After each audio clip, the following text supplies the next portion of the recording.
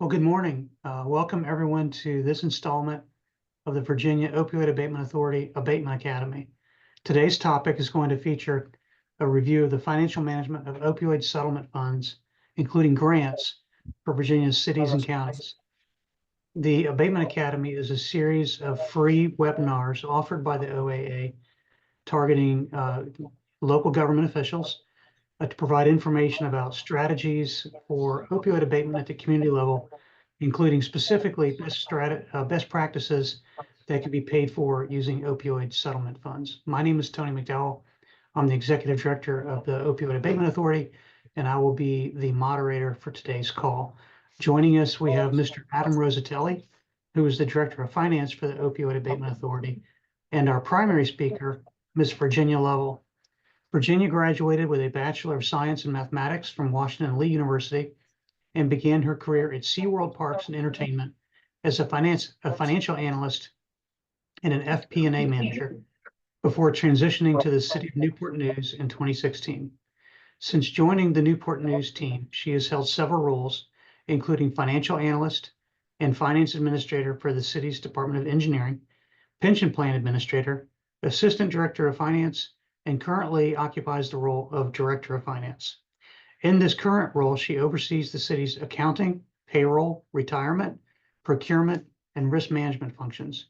Now, we'll say that Virginia made a presentation in person to one of our workshops earlier this year in Norfolk, and it was one of the highlights of the event. She's done a fantastic job of organizing a long-term strategy for the City of Newport News use of their opioid settlement funds, and was gracious enough to volunteer her time this morning on this webinar to explain what she's done and the perspective that has served her in the City of Newport News so well. Just a housekeeping item.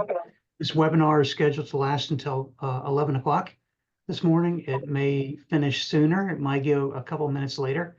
We are recording it so that people can see the recording if they weren't able to attend live. We'll be posting that recording along with the presentation on our website. That usually takes a couple days to get loaded, but by Monday or Tuesday, it should be on our website. And anyone who signed up or registered will get a link to that early next week so that you can find those resources. During the course of today's webinar, if you have any questions, please just type them into the Q&A feature, not the chat feature, but the Q&A feature, and I will pose those questions to our speakers. So with that as an overview, it's my pleasure to introduce Adam Rosatelli and kick off the webinar. Adam? Fantastic. Thank you, Tony, and good morning, everyone. So appreciate you joining us today for this Abatement Academy webinar, again, focusing on the financial management of opioid settlement funds for cities and counties.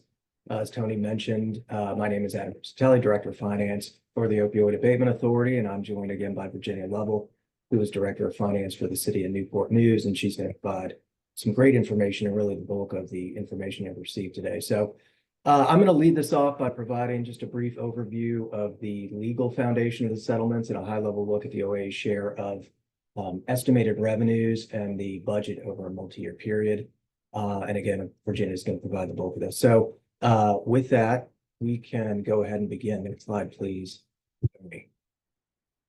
Perfect. So some quick just background information on the opioid litigation and settlements. So it all really began in 2017. So prior to this point, there were numerous individual claims, mostly originating in the Appalachian region of the U.S., including West Virginia, Kentucky, Tennessee, and Virginia, particularly the deep southwest portion of Virginia, with claims mainly against the same defendants, those being the different pharmaceutical supply chain participants. So this is opioid manufacturers, wholesale distributors, retail pharmacies, and certain management consultancies.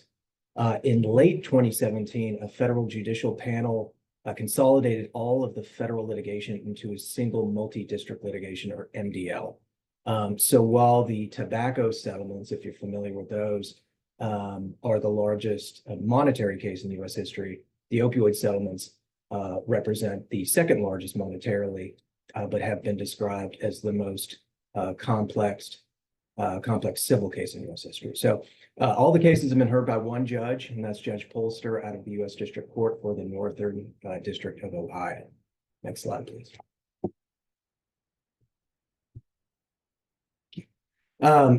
So providing some information and context around Virginia's process of agreeing to and effectuating the terms of the settlements. So first, attorneys litigating on behalf of the Commonwealth endeavored to get all 133 cities and counties to waive their individual suits and sign on to the national settlements. So what this did was it really maximized the settlement dollars coming to Virginia. A statewide allocation memorandum of understanding, or MOU, was created that describes the terms and distribution percentages of the settlements between the Commonwealth and participating political subdivisions, which are the cities and counties.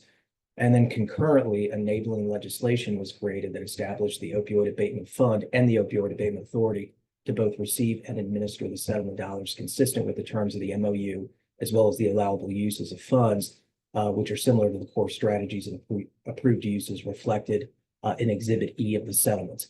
And then it also included certain requirements for the distribution of those settlement dollars. So finalizing the legal settlement process for Virginia, both parties agreed to file consent motions in court, thereby agreeing to the settlement amounts and terms. Next slide. So just to summarize the legal foundation for the distribution of funds and those other requirements. So essentially, there are three components that comprise the legal and statutory foundation for the distribution of the settlement funds that I just described. So there are the settlement agreements negotiated at a national level and approved by the courts. There is the settlement allocation MOU between the state and localities regarding the distribution of funds resulting from those settlements. And then there is the Code of Virginia, which establishes the OAA and further describes how those funds shall be distributed, which is also directly incorporated into the MOU in one kind of legal document. So I think it's important to point out that should a difference exist between these guiding documents and among them, the settlement agreements are generally going to control in that situation. Next slide, please.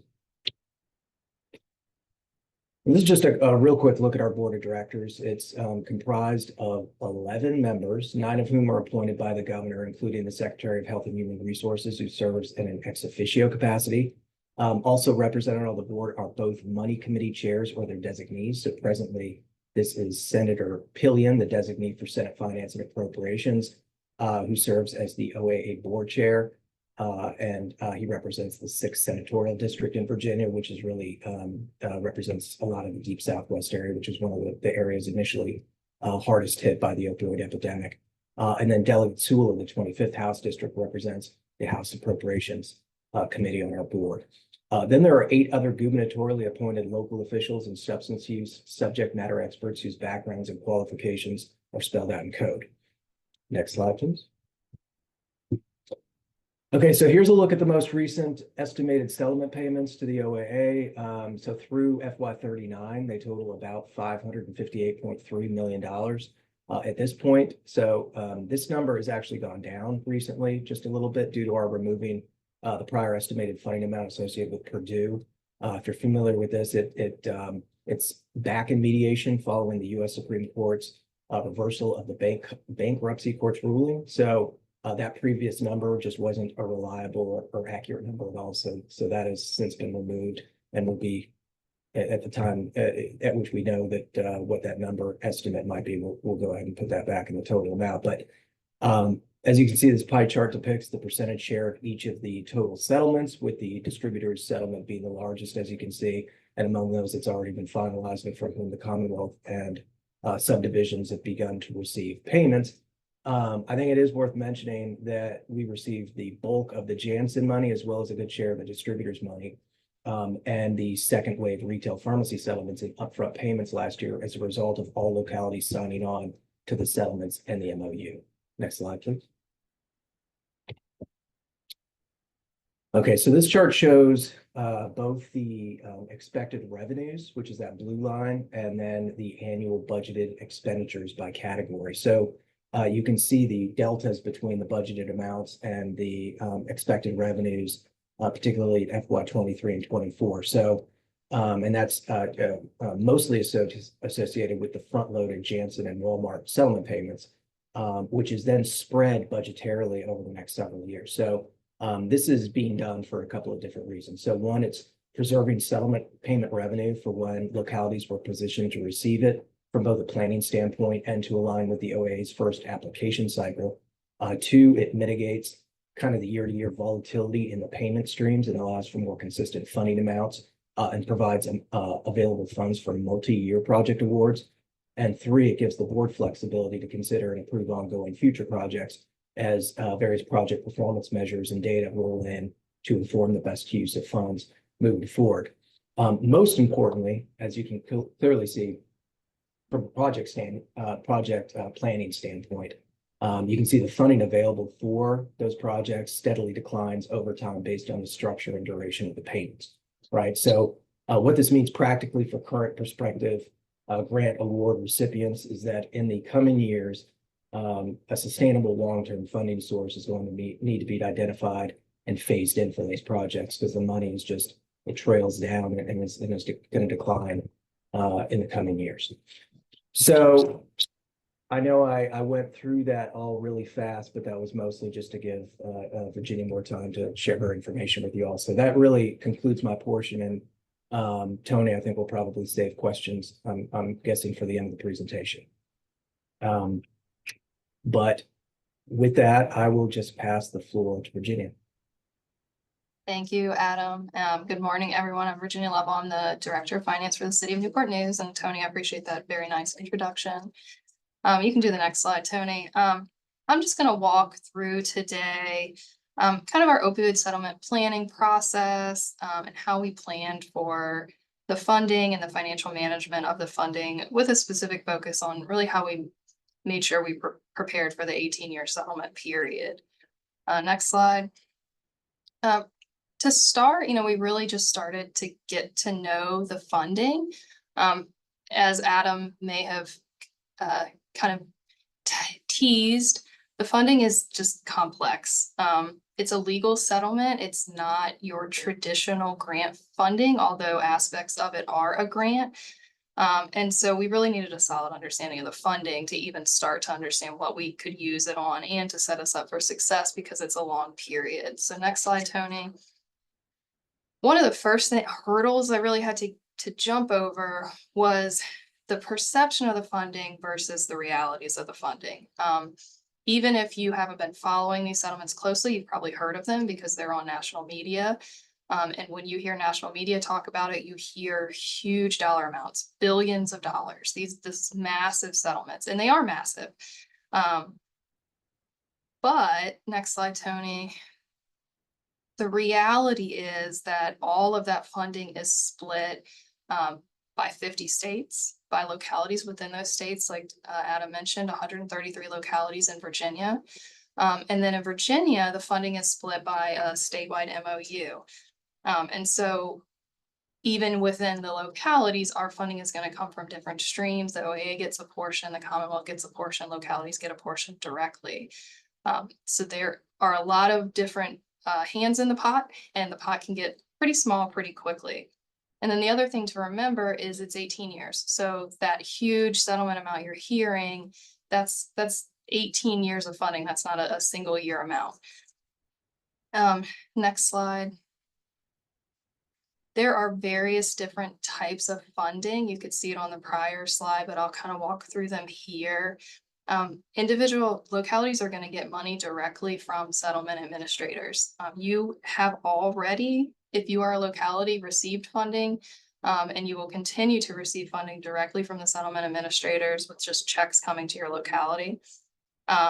Each locality is also eligible to receive individual money from the OAA, and that is a individual set aside. It's a fixed amount set by that statewide MOU based on all of these settlement agreements that is set aside for your locality. We'll talk about gold standard in a minute, but that's another kind of set aside that your locality may be eligible for. And then there's a separate bucket of cooperative funding that the OAA can award, and that's on a competitive basis. And I'll talk a little bit more about that. So all that just to say, it's pretty complicated. Next slide. To start, what we did was we really tried not to focus on the complexity, but we focused on the total amount of money we're going to get over 18 years. A pretty recent estimate for us, that's about $6.6 million over an 18-year period. Then we took that money, next slide, divided it by the 18-year period and got an annual estimate of how much money we really have to work with on an annual basis. This was really helpful because, as Adam showed, the funding doesn't come in smoothly. It's much higher in the earlier years. It's lower in the out years. There are kind of peaks and valleys to the funding. Again, there's a lot of different streams. But when you go to your stakeholders and you work with your stakeholders on a plan, it's helpful to give your stakeholders this high level amount of, here's what we really have to work with annually, and help focus their projects.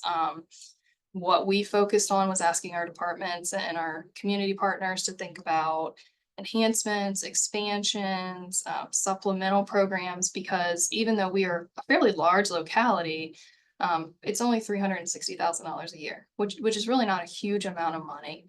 And for smaller localities, that's even going to be a smaller amount. And so this is supplemental funding. It's not going to solve all of our issues, but it can solve some of them. Next slide. That last funding type, cooperative funds, we also just got familiar with that. That is a grant program. It's competitive. You have to apply with another locality in your DBHDS region for a project that you're coming in together on. That's really the only way you can access additional money outside of what has been allocated to you through the statewide MOU. So we recognize that if we had a really compelling project, that was going to be the only way to access additional funding.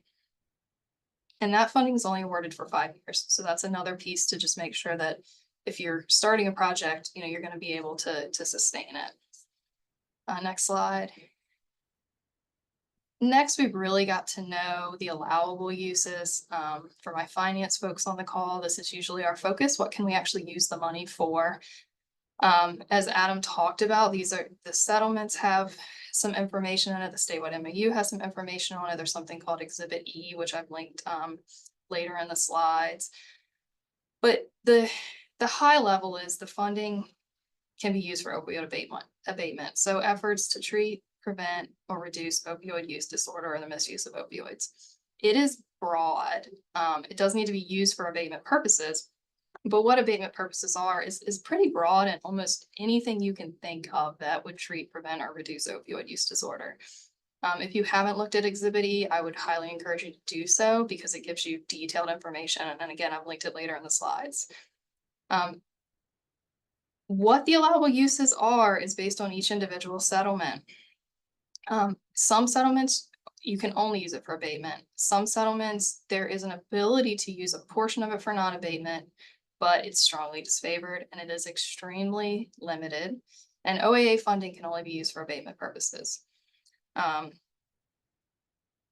OAA has created this really nice gold standard for us. The gold standard rules meet or exceed all the individual settlement rules. And at a high level, it's really just 3 things. You have to use all your money for abatement, can't use the money on indirect costs, and you can't supplant existing funding. If you meet the gold standard requirements, you're in compliance with all the settlements. So for Newport News, it was an easy decision to go that way. The other really nice thing about it is if you meet the gold standard and you use all of your money here, direct and the OAA, on abatement purposes, no indirect, no supplanting, you get additional money. So for us, again, very easy decision. It makes our financial management easier. We get additional money. I would highly recommend you go that way. Otherwise, you have to review each individual settlement and make sure that you're in compliance with each settlement's requirements and reporting requirements if you're using it for other purposes. And again, all of that is on OA's website. I just want to put that there. If you want to read more about the individual settlement requirements or the gold standard requirements, just to understand the uses. Next slide.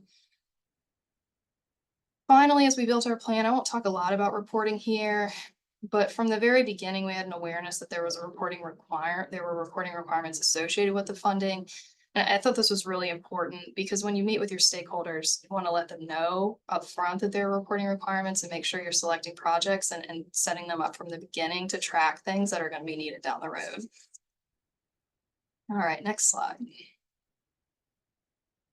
All right, next, I won't go into a lot of detail. I am a finance professional. I'm not a provider, but I'll talk a little bit about what we did to kind of examine our needs and select our projects. Next slide. So of course, again, not being a provider here, I really engage with our stakeholders, and we had a lot of groups work on getting ideas together. You can see who we engaged here. Again, one of the biggest hurdles and the thing that I spent the most time communicating was really just how much funding we really had, and encouraging, thinking about supplemental programs, expansions, enhancements, because again, a lot of people hear billions of dollars and they were thinking huge projects. And so we had to spend a lot of time really encouraging folks to recognize how much money we really had and what we could do with that money. Of course, educating folks on allowable uses and reporting requirements as well to make sure we were set up for success for the long term. We collected everybody's ideas. Again, another challenge we ran into actually is we were doing so much already for abatement. We had to make sure that projects weren't supplanting. So it took a little while to get a lot of ideas, but eventually we started to get more ideas together. And then we prioritized those requests, of course, and worked on building our plan. I won't go into a lot of ideas. Tony, if you can hit the next slide.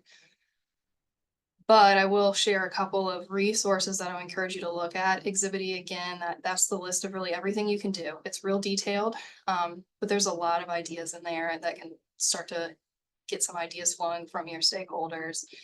The OAA, again, has been really generous. They publicly posted all the approved projects from all the other localities. So you can go look and see what everyone else is doing, what they think may work, read their grant application. And maybe even see if there's someone in your region that you may want to partner with on something for those cooperative funds. And then I have personally found the Johns Hopkins opioid principles and prime role and spending funds really helpful. So I've linked that here as well. It also is linked on the OAA website.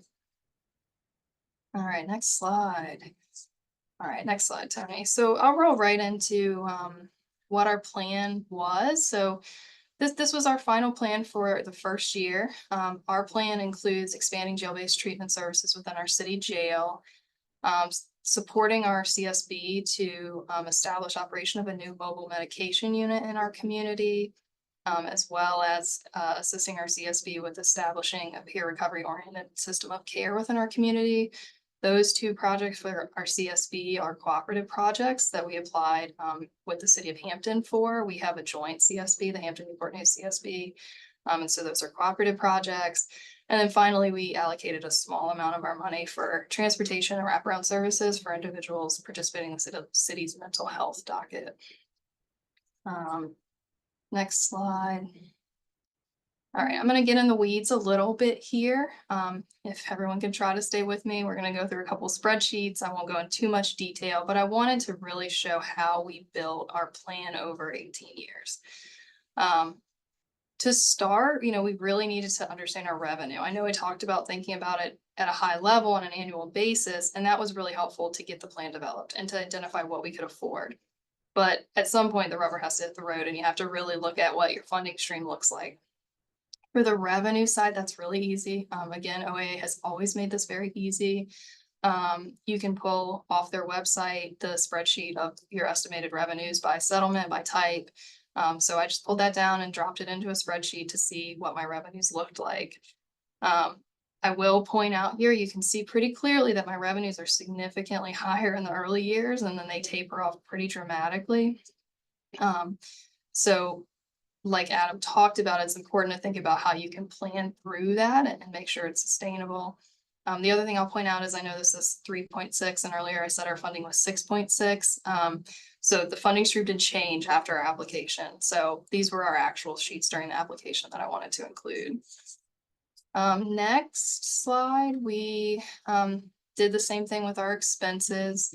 Of course, we needed to have estimates and budgets for each individual project for the life of the settlement. So the peer recovery oriented system and the mobile medication unit were cooperative projects. So they're 5-year projects. What you see here is what we anticipated as our match for the cooperative project. Then for the other projects, we anticipate they'll last the entire 18-year period. So again, an estimate of costs over that period. take some time, to get all those budgets together from your stakeholders. So definitely start early. And then it may not align perfectly with your funding. So you can see we have an unallocated line there that, we didn't have the perfect expense budget to match our revenues. All right, and then finally, next slide. This is where it really hits home when you have to start matching your revenues to your expenses. If you're a budget professional, it's a lot more of an art than a science to budget funding. But the big piece here is we had pretty consistent expenses over the life of our settlement, but our revenues were really high up front and then lower in the out years. And so we needed to do something to address that and make sure that there was sustainability. You can reserve your direct funds. So those funds that you're getting directly from the distributors, you can reserve those in the early years and you can use them then in the out years. And so that's what we've done here. So you can see our early years were almost $900,000 in the first year. And so we reserved those funds, and then we're planning on using them in FY26 and beyond to smooth our revenue streams to align and match with our expenditures. For any finance folks on the call, you probably know already that I didn't do this overnight. This wasn't an hour exercise. It took some time to really align what our funding availability was with what our project expenses were. There was a lot of coordination with the stakeholders and the project managers on what their budget was, what their budget flexibility was, what they really needed. So again, I'll just encourage, start early, consider it a work in progress. Next slide. Almost done with the details. Once you have your revenues really matched to your expenses, the last piece is by project, you have to align each funding source with a project. You're going to need this level of detail to do the applications and to track it going forward. You can see our prioritization of funding and how we applied the different types of funding by project. Our first priority was we wanted to apply as much individual money as possible to projects. We wanted to, candidly, we like to use other people's money first. So we wanted to use individual money first. So we tried to use that up front. We applied gold standard on a pro rata basis. So you get that it's 25% of the individual amount if you qualify and decide to go for the gold standard. And so we applied that as 25% on a pro rata basis. We made it a goal to use our direct funding last. So you'll see for the jail and for peer recovery, we didn't use any direct money on those in year one. And again, we reserved all the excess direct in the first year so that we can apply it down the road when revenues are lower from individual and from our, direct in that current year. Last thing we did was we just tried to keep it simple where we could and apply one revenue source per year per project where that was possible. It was not always possible, but we tried to do it where we could just to keep applications and tracking simple.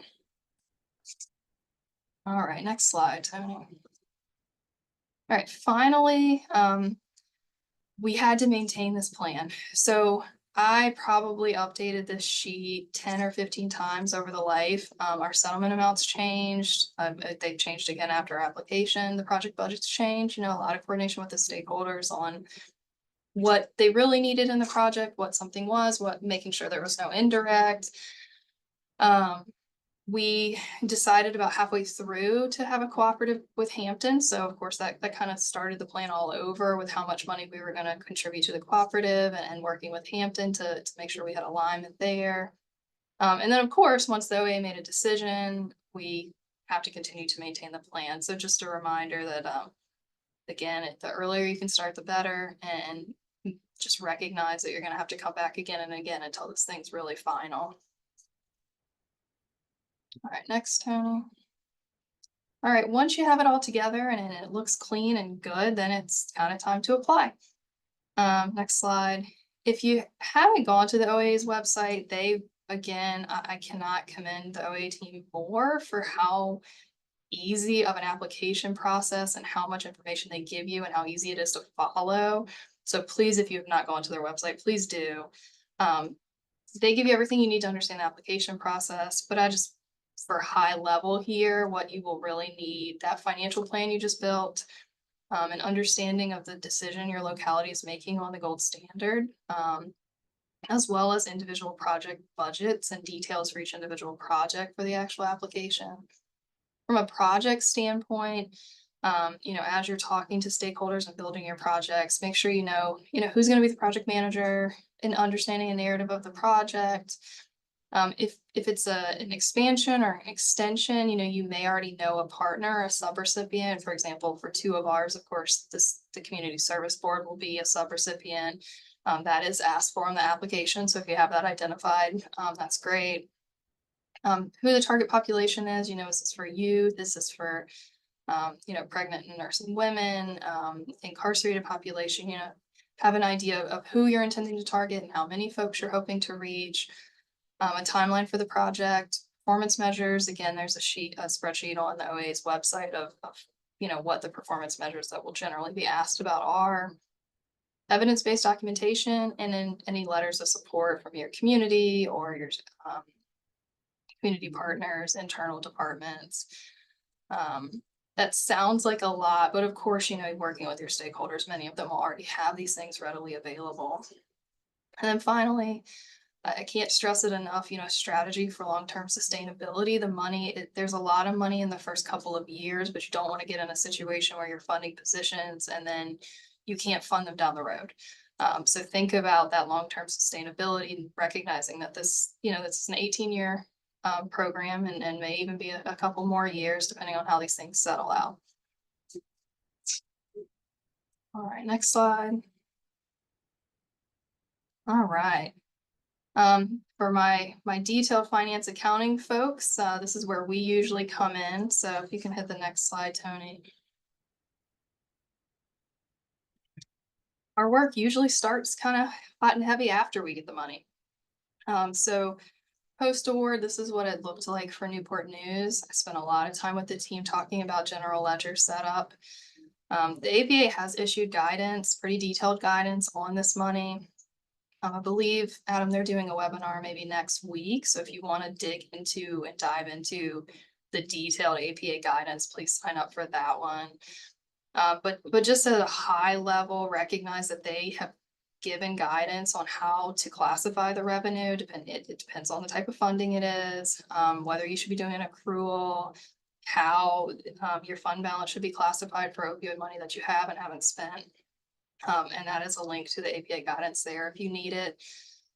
So of course, think through that as you're building your general ledger. But for us, we also thought through tracking and reporting. We determined we wanted to track by funding type. So we track by every individual settlement we're getting directly, the individual money, the gold standard money, and the cooperative money, by project and by year. So yes, that means we have a lot of accounts associated with this in our system. But of course, do what's right for you. You may find a spreadsheet makes more sense with fewer accounts in your general ledger. Just try to think through again, even on the finance piece and on the monitoring of compliance, we're going to have to do this over 18 years. So we really wanted to set it up so that we can set it and forget it, and we can be set up for success in the future. Of course, there's going to be an acceptance process, that may differ for your locality, and an appropriation process or taking it to your governing body. Because we had cooperative funds, we had to get operational agreements with the city of Hampton. But even if you don't have cooperatives, you may be setting up MOUs with your subrecipients or getting contracts with your community partners in place. We are distributing to our subrecipients on a reimbursement basis. So we establish reimbursement processes within our office. We did not need to do this, but you may also need to go through an RFP or go through procurement processes. So just be aware, of course, the work doesn't stop when you get the money. It's really an ongoing project. Next slide.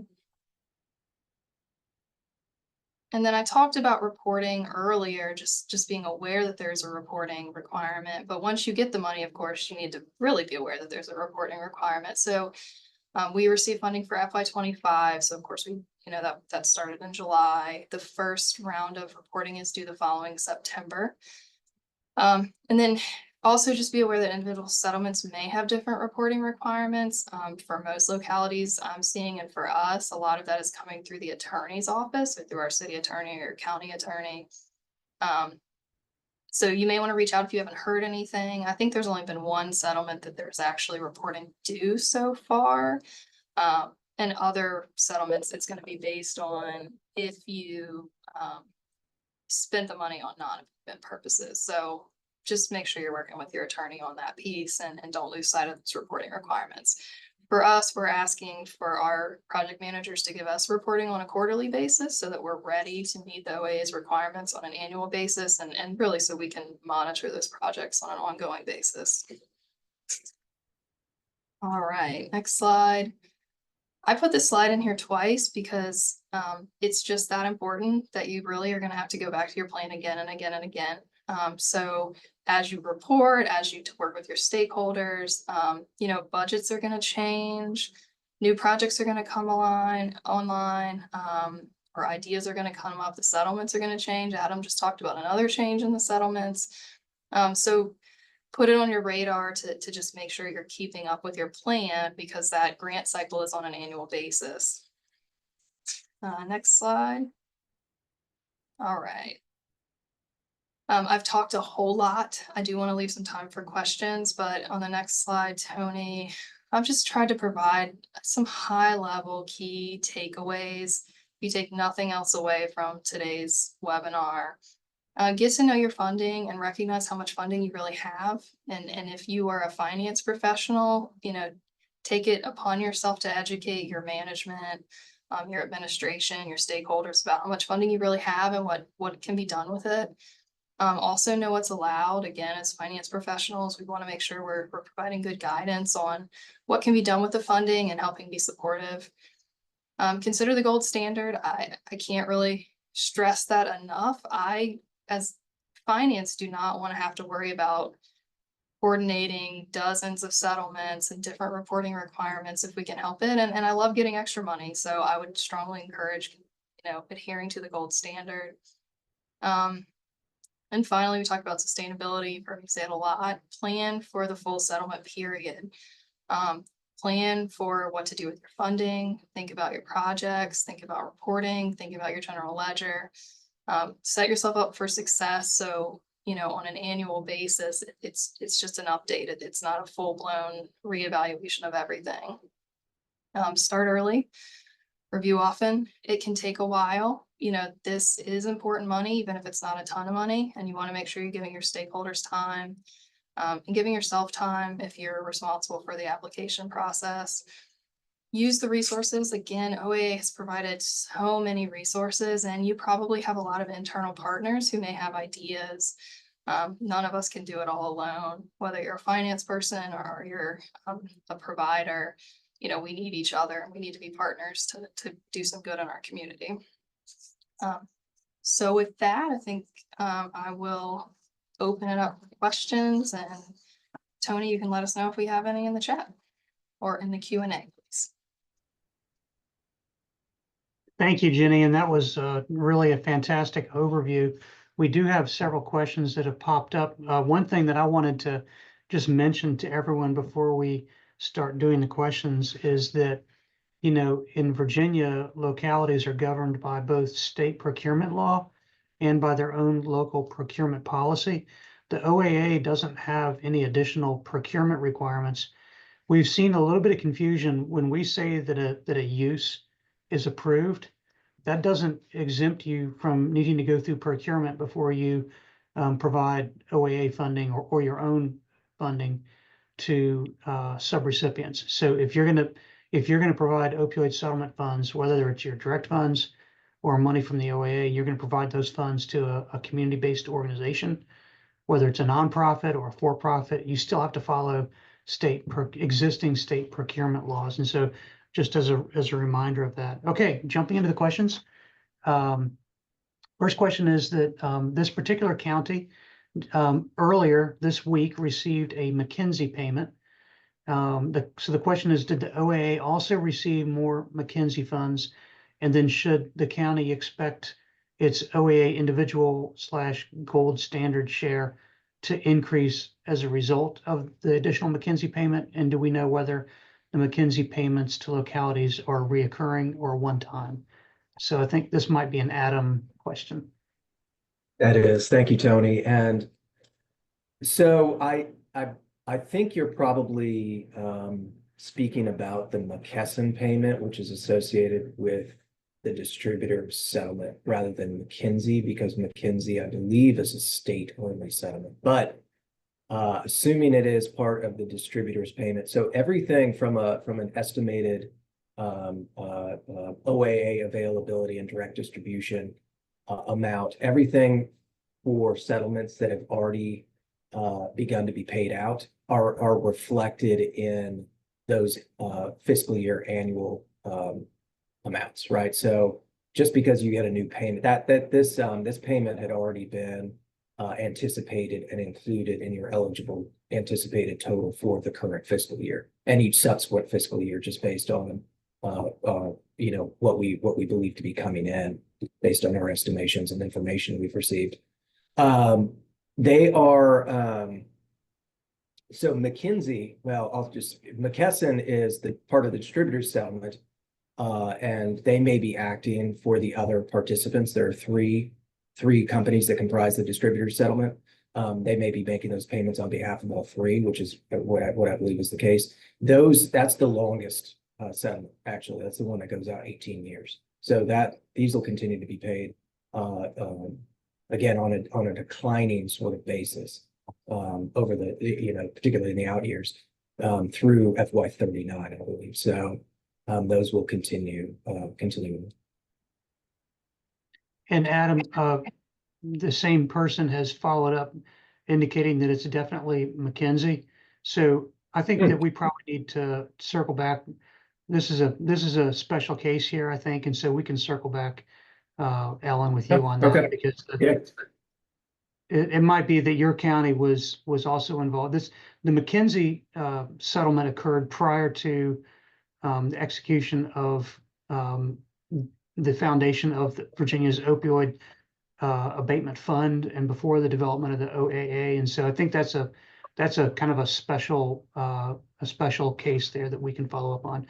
It's also worth noting, everyone on the call, that some of the companies that have settled are going to be making additional payments, advance payments. It's kind of like if you decide you want to make a principal only payment on your mortgage in addition to your normal mortgage payment to reduce your future year payments. Many of these settlements allow companies to do that as well.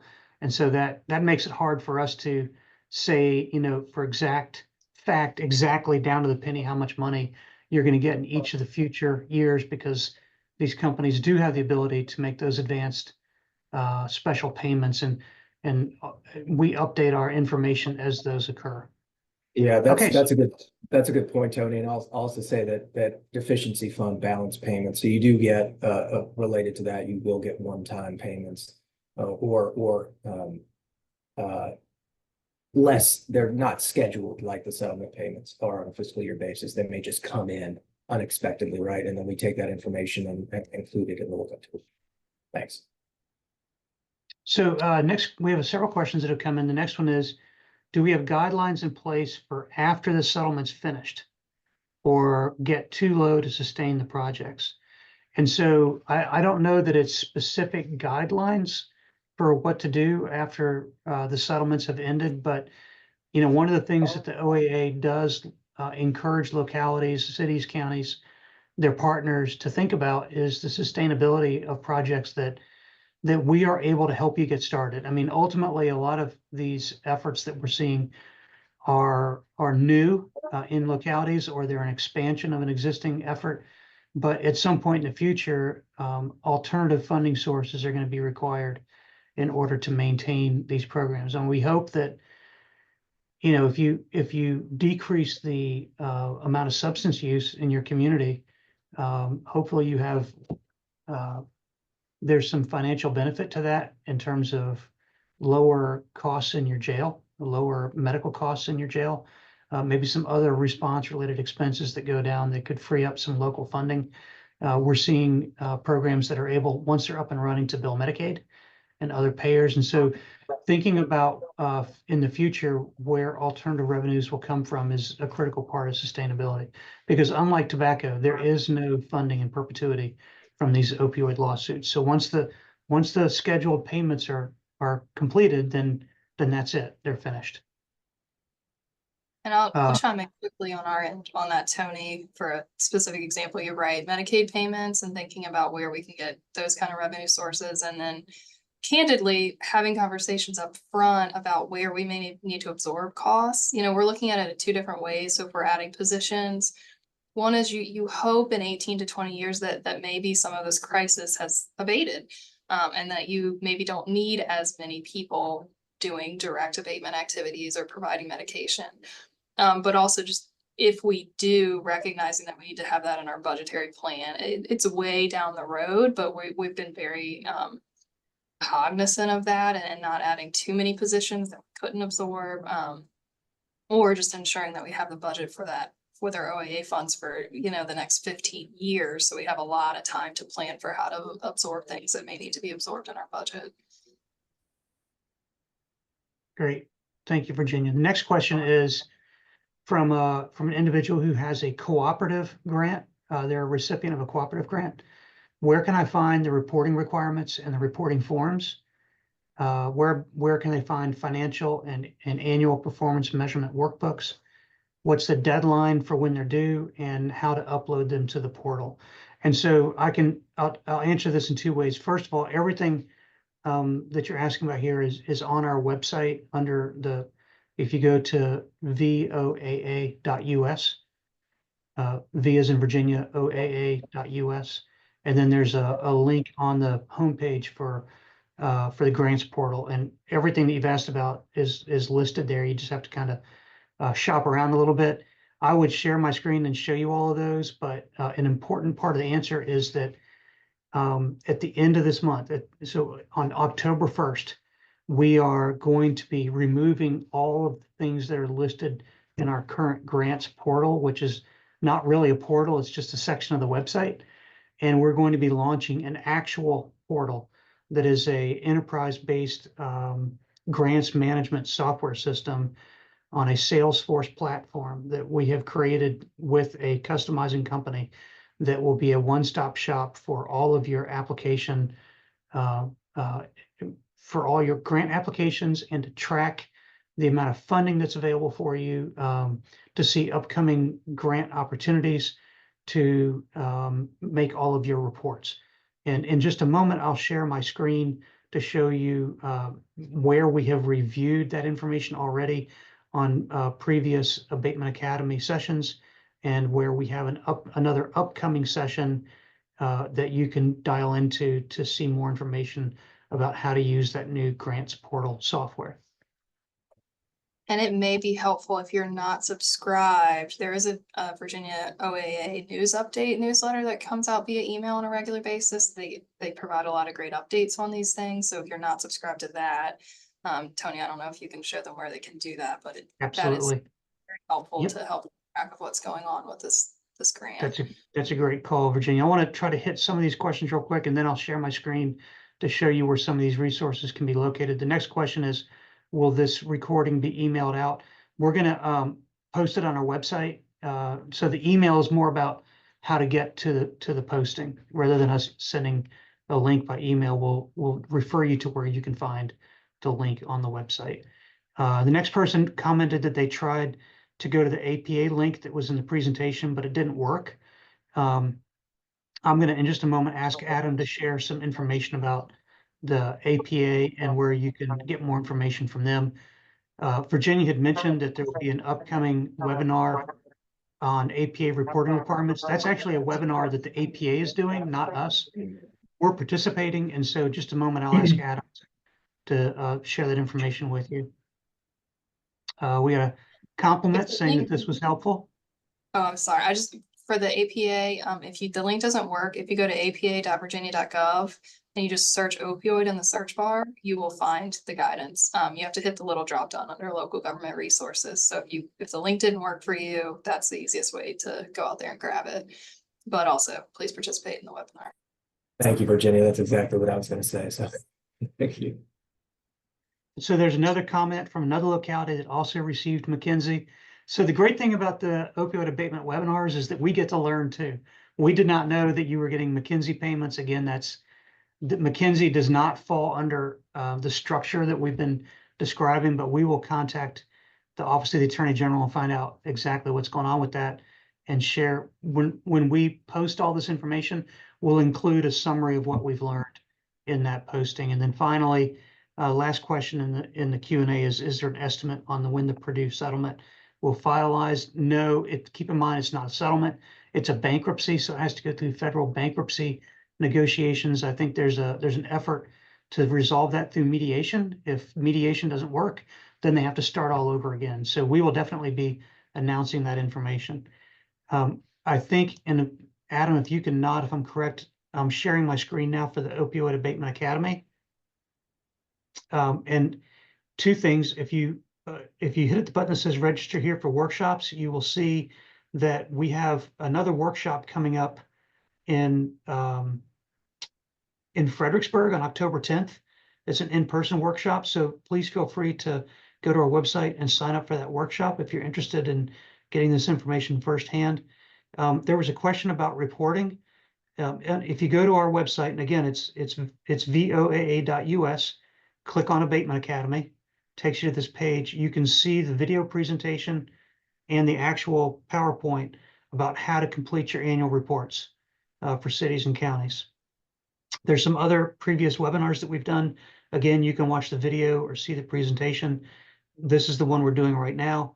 On September 26th, I will be doing a presentation about different types of grants that we offer, projects that are eligible, the availability of funds. It'll be a repeat of some of what you heard today, but also how to make your application more competitive. And then on October 10th, our business analyst, Matt Terrell, will be providing information on how to use the new grants portal. So with that, I'm going to ask Adam if he can talk a little bit about APA and the webinar that they're going to be offering. Yeah, absolutely. Thank you, Tony. So on the 24th of this month, the APA is hosting a webinar. So we've collaborated with them to share information about our reporting requirements and the local audit specifications associated with the information that would be included in your annual comprehensive financial reports, right? So Rachel Ramey and I think there are two individuals are going to be talking about that in great detail. So you get a lot of good information about complying with that. And then hopefully reconciling those numbers back to the OAA reporting, financial reporting that is due to us or was due to us on September 1st. And that's due on an annual basis. So that is we sent out a save the date in the news blast. I think yesterday or the day beforehand. A link should be coming out soon to register for that webinar on the 24th. And that's also going to be for anyone to whom it may be applicable. You can earn CPE credits for that as well, since the APA is qualified to do that. So that's a good thing for any accounting professionals, people out there that might benefit from a CPE credit as well. So would encourage you to join us for that webinar. It's going to be good. So yeah, that's it. Thank you, Adam. Virginia had mentioned that on our homepage, the OAA's homepage, if you kind of scroll down towards the bottom, there's a mailing list. You simply type in your email here and hit subscribe. And then anytime we have information to share with you, we send it out to everyone on that news blast. We really try not to send junk mail. We don't share this information with vendors. This is really just for us to be able to share updates so that, if we hear something about a settlement changing, if we hear anything about payment amounts being changed, if we have announcements about requirements from the APA, other opportunities, we send that to that listserv. So we encourage you, if you haven't already subscribed, to do so there. Okay, as we're approaching the end of the webinar, if anybody has any final questions to type into the chat, we will be happy to answer those. We will publish the Q&A the questions and answers, and we will print those out and include them in the material on the website. So that if you want to check back on this later, you can see the written answers to the questions. All right, I'm going to offer one last chance for anyone to type in any additional questions. And seeing none, it looks like we'll be able to give you 5 minutes of your time back. So thanks everybody for participating. A huge shout out to Virginia Lovell for now presenting this information twice. You can see why when the OAA receives now a grant application from the City of Newport News, we have confidence that it's been done properly. So kudos and thanks again, Virginia. And Adam, thank you also for your time on the call. And everyone, hope you have a great rest of your Thursday. And please feel free to contact us with any questions.